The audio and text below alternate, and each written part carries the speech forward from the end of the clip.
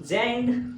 आज हम आप लोगों को इस वीडियो के माध्यम से आप लोगों को ये बताएंगे कि स्कूल और तैयारी ये क्या होता है। ठीक है, स्कूल के बारे में बताएंगे। देखिए, स्कूल जो होती है आप लोगों की एक प्रारंभिक ये पढ़ाई होती है। आपकी प्रारंभिक शिक्षा यहीं से शुरू होता है, स्कूल से ही।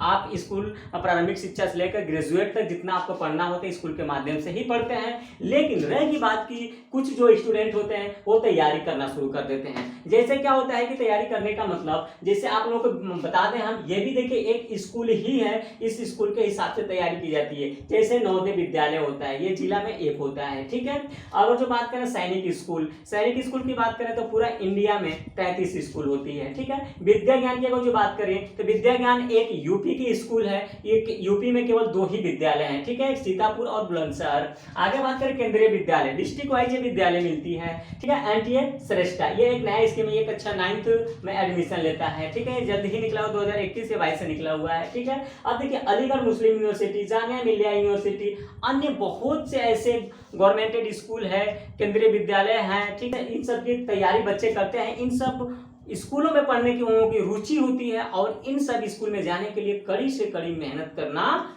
होगा। अब इन सब विद्यालय में जाने के लिए कम सीट होता है, अधिक बच्चे होते हैं, सोचते हैं कि कौन बच्चा कैसे चला जाए, तो उनके लिए अलग से उनको तैयारी करना पड़ेगा। चलिए अब आप लोग को हम बताएं कि तैयारी करने से आपको फायदा क्या होता है और स्कूल में पढ़ने से आपको फायदा क्या होता है। देखिए, आपको सबसे बेस्ट हम माने तो स्कूल ही मानते हैं, क्योंकि ये भी आपका स्कूल है, ये भी स्कूल है। लेकिन एक स्कूल और एक तैयारी के माध्यम से दोनों एक ही चीज है, कोई इसमें डिफरेंट नहीं है। लेकिन अब थोड़ा सा डिफरेंट इसमें क्या आता है वो चीज हम आपको बताने वाले हैं।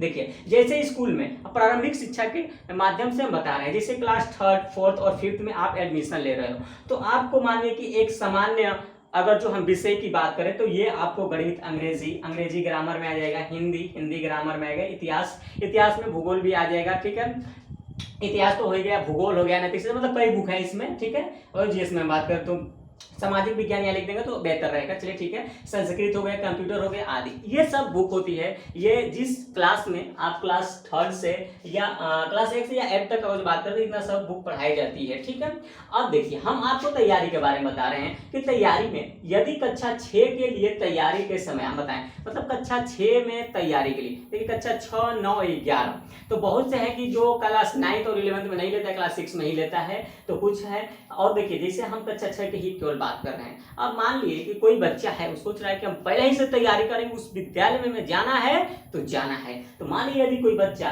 3 साल के लिए तैयारी कर रहा है, यदि कोई बच्चा 2 साल के लिए तैयारी कर रहा है, यदि कोई बच्चा 1 साल है, उसको तैयारी करने का समय है। तो अब देखिए पहले हम आपको टाइम बता दे रहे हैं। जैसे अब कक्षा 6 की तैयारी के लिए इसका मतलब यह है कि वही बच्चा फॉर्म अप्लाई कर सकता है जो क्लास 5th में पढ़ रहा हो।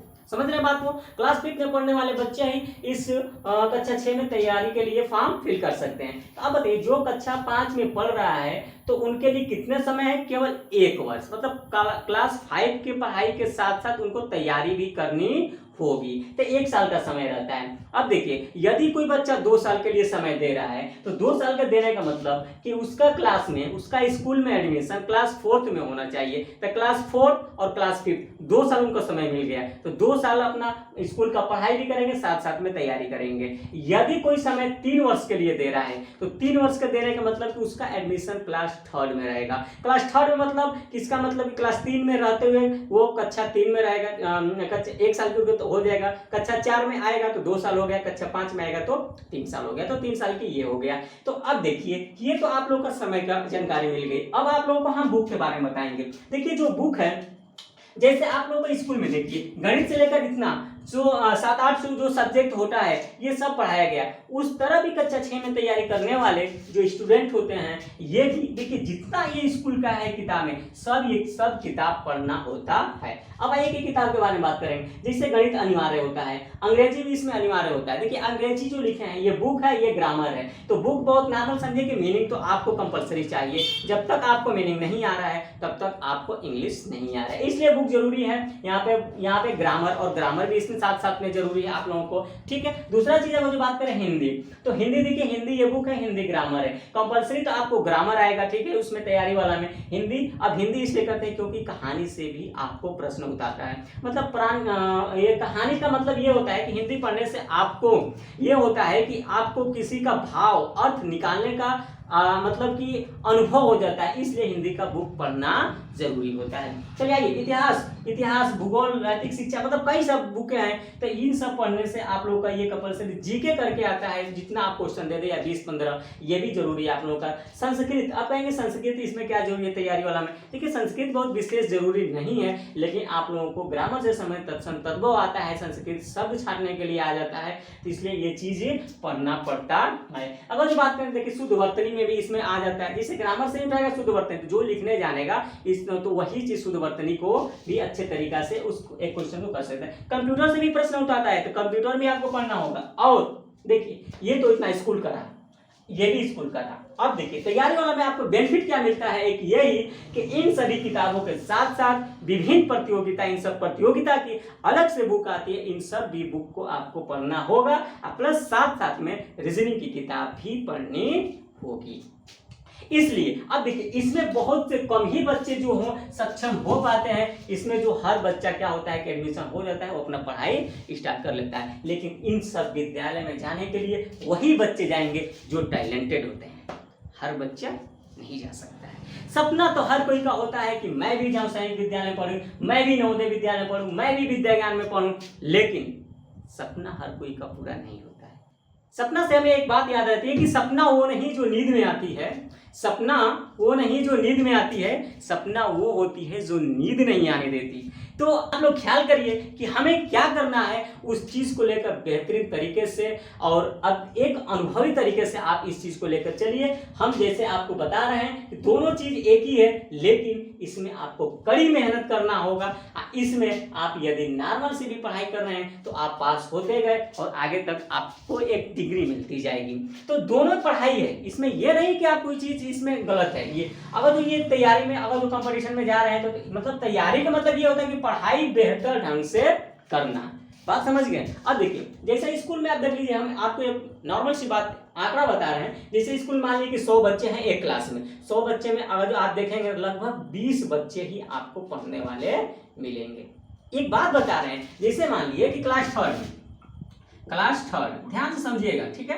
क्लास थर्ड में किसी विद्यालय में अगर जो 100 स्टूडेंट हैं, कितने हैं 100 स्टूडेंट हैं, तो 100 स्टूडेंट हैं, इसमें से अच्छे खासे आपको बच्चे कितने मिलेंगे, आपको 20 बच्चे मिलेंगे। कितने मिलेंगे? 20 पढ़ने वाले। और बाकी तो बहुत नॉर्मल रहते हैं, तो समझ में ही नहीं आता है, क्योंकि मैं भी एक टीचर हूँ, पढ़ाता हूँ, तो हमें नहीं समझ में आता क्लास थर्ड के बच्चे हैं कि नहीं है। मतलब होते हैं पढ़ने वाले, लेकिन अब इतना मतलब लो लेवल के होते हैं कि समझ में नहीं आता क्लास थर्ड के स्टूडेंट हैं कि नहीं है। तो मान लीजिए 20 बच्चे। अब देखिए ये 20 बच्चे हैं जो अच्छे खासे स्कूल में प्रदर्शन लेकर आते हैं, इन 20 बच्चों को अगर इस कंपटीशन में लेकर आ जाए तो फेल मार जाते हैं लगभग। अब इस 20 आंकड़े में से 1-2 बच्चे सक्सेस होंगे। अब सोचिए इन 20 बच्चों में से 1-2 बच्चे सक्सेस होंगे। अब बताइए क्यों हार्ड हो गया, समझ गए बात को? आइए अब आपको एक आंकड़ा हम लेकर चल रहे हैं नवोदय विद्यालय का। नवोदय विद्यालय से हर कोई परिचय है, इसके बारे में हम आप लोगों को ये बताएंगे कि जैसे एक डिस्ट्रिक्ट में कितना होता है। आइए अब तो हम जिला की बात करें, जिला में कितना सीट होता है? 80 सीट होता है। कितना होता है? 80। अब क्या करिएगा, 80 सीट होता है, लगभग एक जिले में 80 सीट होता है। लगभग फॉर्म बच्चे कितने भरते हैं? 1 लाख। कितने स्टूडेंट फॉर्म फिल करते हैं? अगर जो फॉर्म भरना होता है तो आपको लगभग हमें लग रहा है कि ये 1 लाख तक बच्चे पहुंच जाते हैं एक जिले में। कहीं पे 40,000, 50,000, 20,000 अलग अलग आंकड़ा होता है। जैसे हम लोग गाजीपुर जिला बड़ा है तो यहाँ पे लगभग लाख बच्चे फॉर्म को भरते हैं, और 1 लाख बच्चे में 80 को सीट। अब बताइए क्या मायने नहीं रखता है? बताइए, आप ही सोचिए कि ये बच्चे कहाँ जाएंगे? सब के सब पढ़ने वाले, सब के सब तैयारी करने वाले हैं, तो इतना बच्चे में ये बस केवल 80 ही सीट है, 80 सीट को क्वालिफाई करना होता है। तो बताइए क्या ये नॉर्मल बच्चे जाएंगे या बहुत टैलेंटेड बच्चे जाएंगे? बताइए। तो जो मेहनत करेगा, जिनका सपना होगा, वही अपना पूरा करेगा सपना, वरना किसी की बस के नहीं है। हम कितना भी पढ़ाते रह जाए, हम कितना भी चिल्लाते रह जाए, वो हमारी बस की बात नहीं है। जब तक बच्चा को ये शौक नहीं रहेगा कि नहीं हमें इसमें जाना है, तब तक हम कुछ नहीं कर पाएंगे।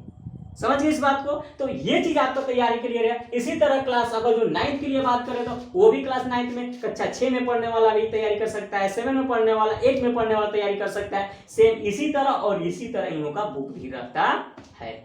इसलिए कहते हैं ये आपको बेस्ट। अब कहते हैं लोग ना कि हम तैयारी करेंगे तो स्कूल छूट जाएगा। भाई कैसे हम मान लेंगे कि स्कूल छूट जाएगा? स्कूल के इतना तो पढ़ाई है, इसमें भी इतना पढ़ाई है, साथ साथ एक्स्ट्रा पढ़ाई है, और सबसे टफ पढ़ाई होती है जब तक एक्स्ट्रा नहीं पढ़ेंगे उस एग्जाम को क्वालिफाई नहीं कर पाएंगे। समझ गए बातों को? तो आज का हमारा यही इतना वीडियो रहेगा, फिर नेक्स्ट वीडियो मिलते हैं आपको, तब तक के लिए धन्यवाद।